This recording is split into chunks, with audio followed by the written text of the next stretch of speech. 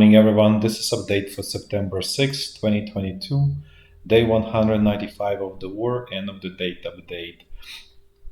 So first, before we jump into military overview, and I'm sure you're all impatient to find out what's going on near Balakliya. First, I would like to mention one thing that's related to food and food security. So there was a Russian representative at the UN mentioned today that Russia was not able to export any of its grain because of the blockade, and general agreement was that Russia allows to export grain, Ukrainian grain, in exchange for being allowed to export grain as well.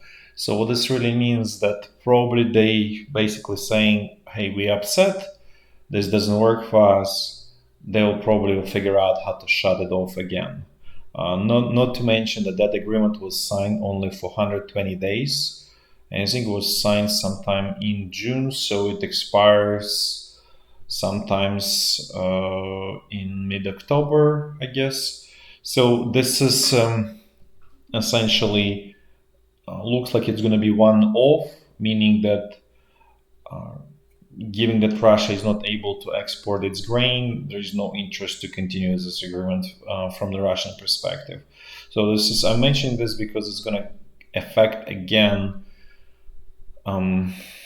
supply of wheat, barley, all of the corn, all of the typical grains that's being grown by Ukraine, and obviously Russia is staying out of the markets anyways. So that was just that general update. Now let's move to military overview.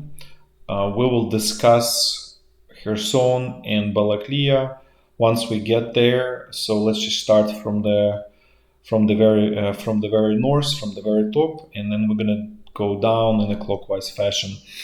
So there was exchange of all sorts of artillery, mortar fire, command actions along the state border. It's not quiet, just to mention that. Then now let's move to Kharkiv, a section of the front line.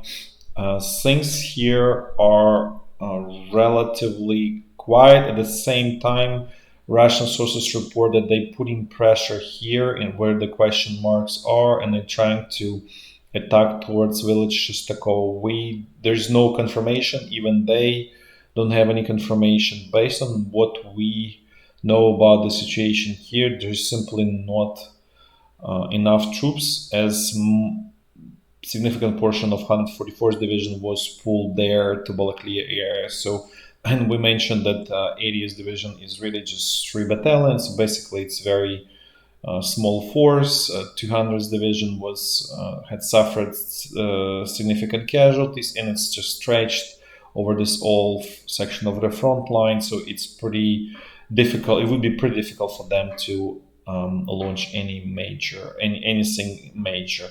So remains to be seen what's going on here. Just want to mention that based on Russian sources, there is something going on there. Now let's actually move to the Balakliya area and Kherson Izyum bridgehead. This is what's going on near Balakliya. So this is the front, like Kharkiv is here in this area where I show, and then Chuguyev is here, and this is kind of like Ukrainian bridgehead on the eastern side of Siversky Donetsk river. This is Balakliya here, and so what happened, Ukrainian troops attacked in the morning. They managed to capture village Verbivka without much effort at all. It was basically, as we mentioned before, like a couple months ago, it was a question, so what's going on here? So here, we mentioned then, it's just mostly screening troops, and they mostly from those forced conscripts from Donetsk and Luhansk region, and also militarized police, that's why you see here Samara and Bashkiria, Sobor. This is basically the closest Western equivalent would be militarized police. There are some differences, but essentially that's what it is. And Samara is just a city in Russia on the Volga River, and Bashkiria just another region. So we don't know the size of these units. We would think that this is probably one company and another company there. We don't think that much more than that. So basically, as a common theme, we mentioned this, and I just want to reiterate this, that as you can see, Ukrainian command is attacking in the areas that are manned by the force conscripts from Lugansk and in the Donetsk region, and that's why initial attacks are successful. The same was in Kherson, on the Kherson bridgehead. The same is happening here. So what happened is then there is a tiny river there, and retreating Russian troops blew up the bridges, and then kind of stopped Ukrainian offensive there. And maybe there was no goal of getting into the sort of street fighting here. Another attack was directed sort of a little bit more towards north, because basically there's a river going on here. Unfortunately, I didn't show it, but there is a river going on that separates this road and makes it a little bit out of reach for Ukrainian troops. So basically the objective was to capture this Volokhiv Yar, which is, as you see, relatively major crossing where you can cross the river, and then it really opens up road towards Savyntsi and eventually to Kupyansk. So this is, we believe, the goal of this, because this really basically crumbles all of this Russian Izyum bridgehead, and this whole situation here basically kills many birds with one shot, and it creates really, really difficult situation for the Russian forces. So this is what's been going on here. A little bit unclear what's happening here, if their attacks were a little bit here in north. All we know that Ukrainian troops managed to get to the Volokhiv Yar, but the Volokhiv Yar, based on our information, is in Russian control. And based on some other information, there is 488th Regiment from 144th Division is operating there. It's not full strength, and the same is true for 752nd Regiment from the 3rd Mechanized Division. So they all not full strength, just to make it clear on all of this. There was no pressure from this on this Russian tiny bridgehead on the western side of Syrsko-Donetsk River, which obviously makes sense. Then let's actually have a closer look what's going on here. And this is what happened is Ukrainian troops captured this village Verbivka, then they captured village Yakovenkove, and this is that river that I was mentioning, and this was attack towards this Volokhiv Yar over there, where they approached it, but then Russian troops put up some resistance there, and so it's in Russian control. This red area here is a large ammunition depot that was captured by Russian troops when they captured Balakliya sometime in, I believe, March of this year. This was huge loss actually for Ukrainian army in terms of their ability to ammunition supply. It's unclear what happened to all of that ammunition. The Russian troops managed to sort of move it there. It's still there. A totally unclear situation about that. But just want to mention it, just so everybody understands the situation. Basically, based on Russian reports, because as you can see here, if you look just at this map, it doesn't look that the situation is yet bad here, right? But at the same time, Russian sources report that those sober units were encircled here in Balakliya with pretty much very low chance of success of breaking out. So this is what's kind of like more or less agreed by everyone on what happened. Then what we think has happened is actually Ukrainian troops managed to cross this river, I think it's called Balakliya or something like that, and then they captured Borshchivka Borodoyarske, Morozivka, and started fighting in Savyntsi. So this is more what we believe is the most likely sort of scenario would happen here. We don't have sort of firm confirmation, so this is to extent speculative assumption, but that's the only way to explain, even if it's tactical encirclement, because if you really look at this situation, if Ukrainian troops still controlling just Yakovenkove didn't manage to get on this side of the river, then there is essentially no encirclement. Russian troops can easily withdraw, even just by the field roads. There's simply not a problem here. At the same time, there were sort of kind of like a desperate calls from those units for support and pledges to fight till death and all things like that. So the only way to explain all of that is that Ukrainian troops managed to cross river here, liberated Borshchivka, and then sort of kind of like we were going down south towards Savyntsi. So this is the most likely kind of like scenario. We'll find out in the coming days what really happened here. Also, just want to go back. It's unclear what units were participating. From what we're understanding, there were units from 92nd Brigade, 93rd, and 95th Brigade. But at the same time, we didn't have firm confirmation for any of that. The sort of danger and why there's a problem of the significance of this attack, even for the Russian sort of side and for Ukrainian side, obviously, is this is already puts under huge threat this bridgehead on Izyum, right? So because essentially this kind of like pass has been severed, so the only one is to go from Kupyansk here through this was at eastern side of Oskil River, then kind of like go like this, and so this reduces supply to only what can be brought in from the eastern side of the Oskil River, essentially.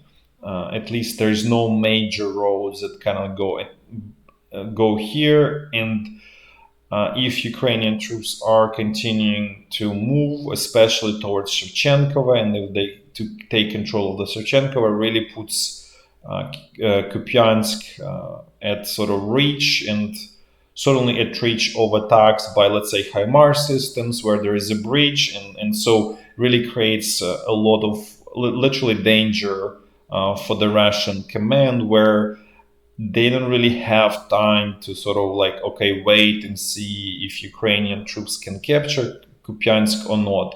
That's already sort of, as I said, clear and present danger. And you really, if you want to save all of these troops here on the bridgehead, you really need to start evacuating this whole bridgehead and basically move towards on the eastern side of Oskil River, essentially. This is kind of like forces withdrawal, and it's going to be hostile withdrawal. They may not, all of these troops here may not have sort of enough ammunition, fuel, because if they, this is going to get cut off here. So essentially, it really creates a dangerous situation for the Russian side. The only other option that they have is that they can kind of like throw some of the units back and kind of create sort of blocking position here in this area between Oskil River and Seversky Donetsk River, and kind of like sort of keep this supply pipelines. But at the same time, again, there could be a problem similar to what's going on on Kherson bridgehead, where you're getting cut off because the bridges are destroyed. And I think Russian command is much more wary of this situation at this point, because before it seems that they kind of discounted that opportunity, that threat significantly, and now they're seeing that they finding themselves in difficult position on Kherson bridgehead.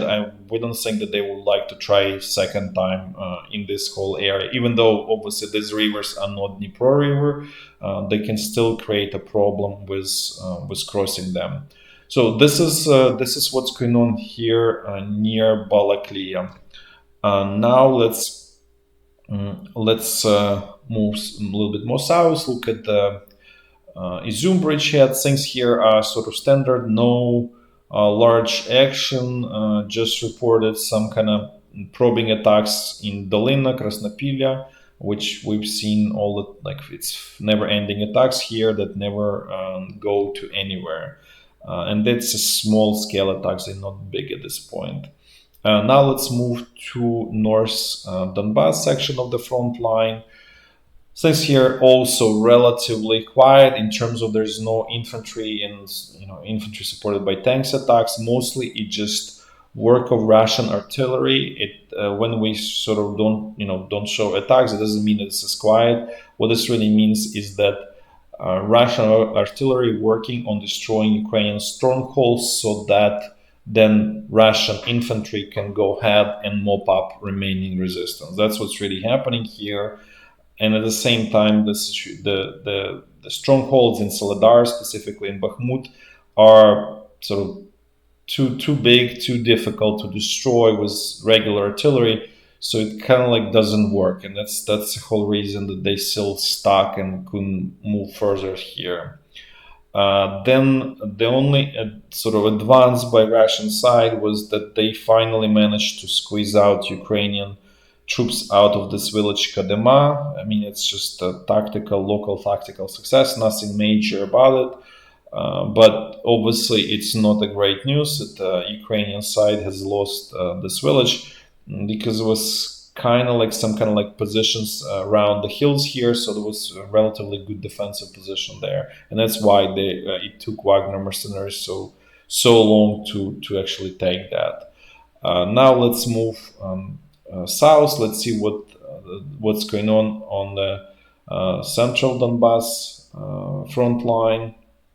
Since here are more or less typical standard attacks out of this Pisky and slow, very snail pace advance by Russian troops. As we mentioned before, based on our information, they started fighting here on the eastern outskirts of Pervomaiske. Then they launched attack here out of Spartak towards Avdiivka, probing attacks within the openness. So all typical areas, nothing really new. At the same time, as we mentioned before, Russian artillery is working actively to destroy Ukrainian strongholds along this section of the front line.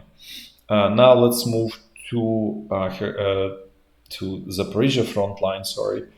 And here is actually interesting, sort of unusual news, is that Russian troops tried to attack village and capture village Vilne Pole.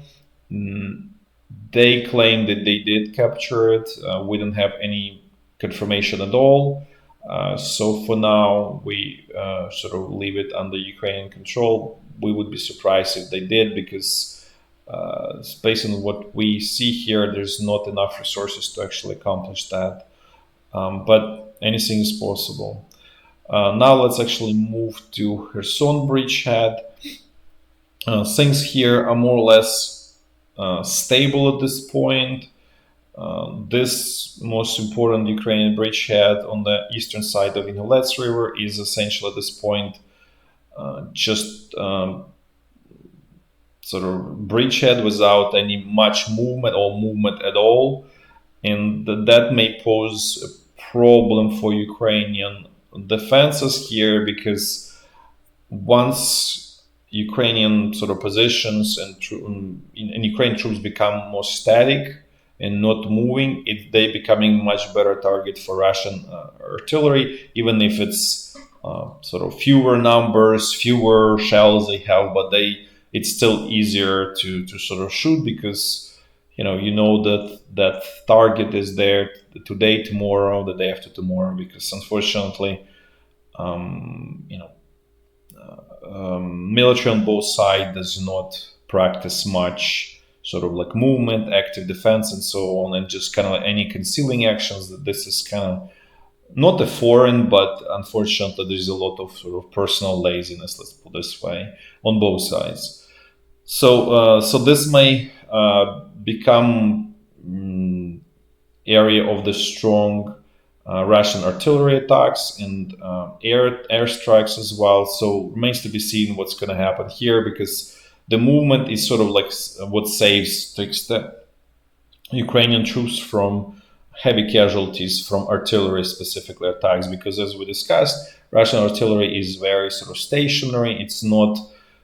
So there are some self-propelled howitzers, but mostly it's actually stationary guns. And they, because of they are heavy calibers like 152, so it takes a while to sort of assemble them and then move and to to put them in position for firing position at the new location. So this remains to be seen what's going to happen here if Ukrainian command decides to sort of put more sort of wood into the fire to actually push through this further towards Nova Kakhovka. But so far it looks like this has stalled. At the same time, we're pretty sure that this will be sort of slow, again, snail pace movements. As we said, death by thousand cuts here.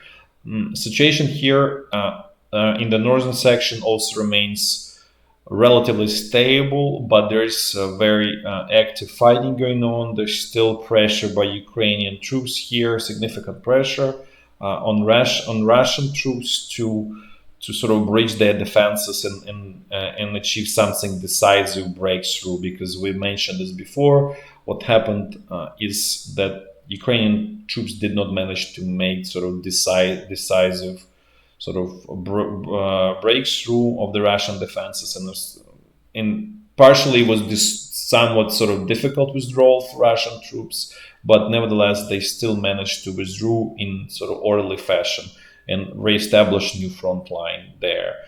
Then there were some reports of Russian small-scale counterattacks here directed at Mykolaiv. This is basically hitting into nowhere because the supply lines are severed to great extent. So ability to really resupply these troops is sort of going down by day. So this is sort of like, in a way, mindless attack to nowhere. So this is an update for September 6th. Thanks for watching, and until tomorrow, bye bye.